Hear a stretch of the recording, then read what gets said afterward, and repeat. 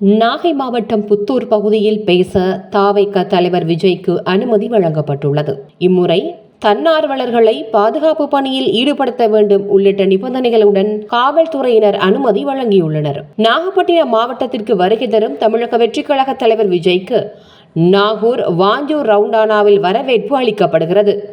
பின்னர் நாகூர் நகரில் நுழைந்து அமிர்தா வித்யாலயா சாலை வழியாக கிழக்கு கடற்கரை சாலையை கடக்க வேண்டும் எனவும் அறிவுறுத்தல்.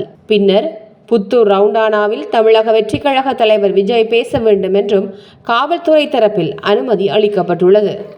திருச்சி பகுதியில் பொதுமக்களுக்கும் போக்குவரத்துக்கும் தமிழக வெற்றிக் கழக தொண்டர்களால் இடையூறு ஏற்பட்ட நிலையில் நாகை நகருக்குள் அனுமதி மறுக்கப்பட்டுள்ளதா என்ற கேள்வி தற்போது எழுந்திருக்கிறது.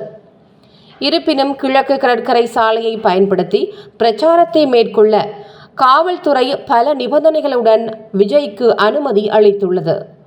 கூட்டம் அதிகமாக இருப்பதால் தன்னார்வலர்களை அமைத்து பொதுமக்களுக்கு இடையூறு ஏற்படாத வகையில் தமிழக வெற்றிக் கழகத்தினர் ஏற்பாடு செய்து கொள்ள வேண்டும் எனவும் நாகை மாவட்ட காவல் கண்காணிப்பாளர் செல்வகுமார் அக்கட்சியினருக்கு அறிவுறுத்தியுள்ளார்.